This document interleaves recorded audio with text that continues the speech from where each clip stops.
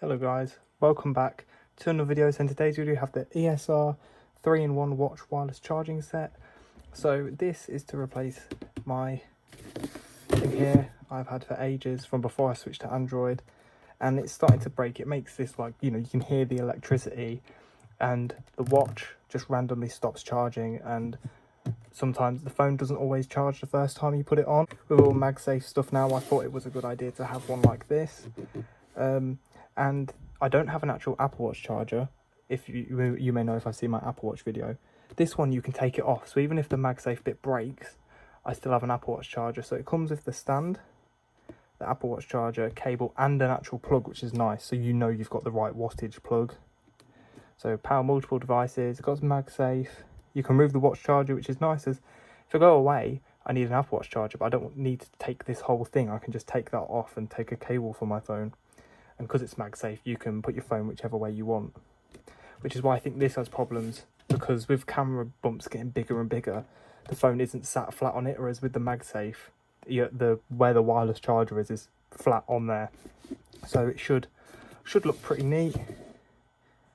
It apparently protects the environment, but not really, because wireless charging is really power inefficient. You're using 20 watts of power for your phone to only get 15, so it's not power efficient, but oh well. But they call it Halo Lock, and there's nothing on this side, so tech made easier. So yeah, I know you have people who say like wireless charging's bad, or this, that and the other. I don't care. I repair phones. I recently just put a new battery in my phone. If wireless charging ruins it, I'll just put another one in. It's not too expensive. Don't get me wrong, it makes sense to charge my phone normally and not spend the money on a new battery, but this is much more convenient, and it's worth paying the money for new batteries for the convenience. If you can't do it yourself, then obviously it's more expensive, but you know. So if we open this up, become a super user, 24-month warranty. Maybe I'll do that. Oh. Level up your Magsafe, and it shows more Magsafe accessories. Oh, that's part of the box. This is a fancy box. I was surprised when the parcel arrived and the box was as big as it was. So, bit of fun there. Scan to watch a quick setup video. I think I'm okay. Oh, so it comes in like a separate box, the watch charger does. That's odd. So I assume they probably sell that separately, as it's like a little portable. Oh, I just ruined that. Oh well, good job. I don't want to resell it. So I need to undo.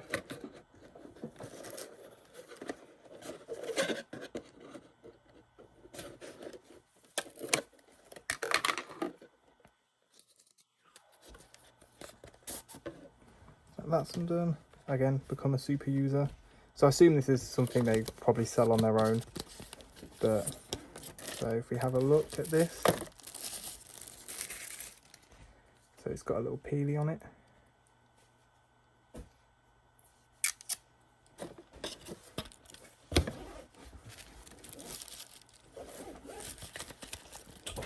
So I'll put this all back away in its little box.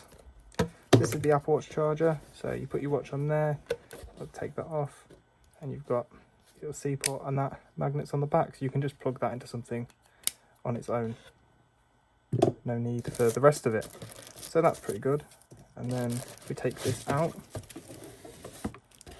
there's all this padding behind it. Take it out of the bag. See here, so it's got a, this is where the port goes in. This is a wireless charger for like AirPods.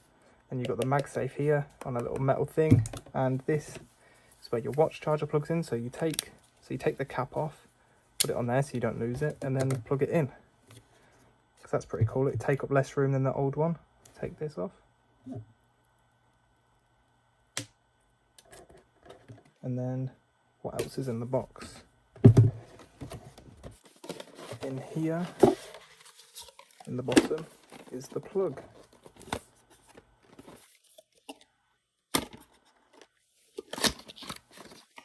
And the cable. Probably won't use the cable, to be fair.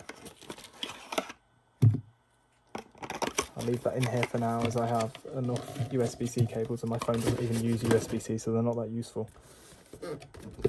Close that back up. So here's the power supply. So it does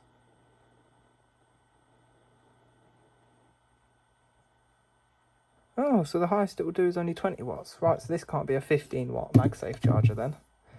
But it's mainly for overnight, so that shouldn't matter. We'll have a look on the bottom. Maybe if I use a higher power plug, it will charge better.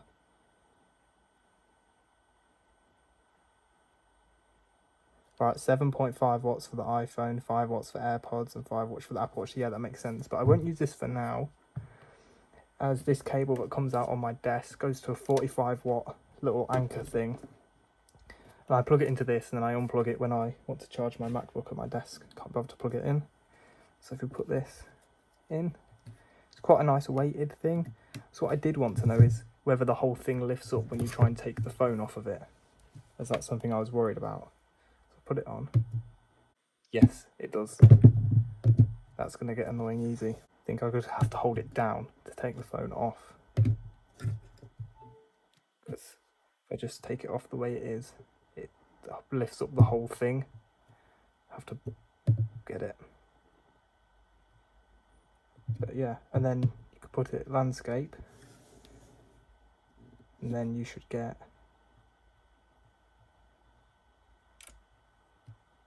standby, which is cool. Now see the little thing on the back.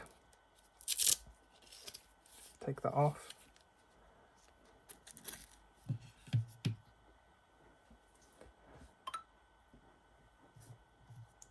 But yeah, so I now actually have an Apple Watch charger that I can take on its own. It's also got the little wireless charger at the bottom, which is meant for AirPods, but I don't have AirPods. So, you know, if you put your phone on it, it should charge.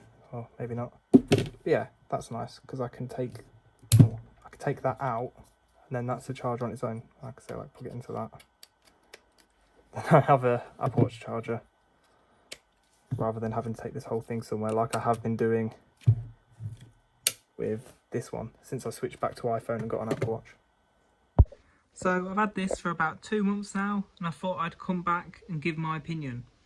So I'm staying away from home at the minute, and I've got it with me. May seem a bit excessive, but it's much easier to just bring this and the one cable than to bring a separate charger for my phone and my watch. So it is easier than I thought it would be to remove the phone from it. It's really strong, so I thought it'd be quite difficult to take the phone off, but as you can see around the side, there's like this gap. So it's not just the thing straight on, there's this little gap in between, which means you can either get your hand around it like that, if you can actually grip the back of the phone and then pull it off.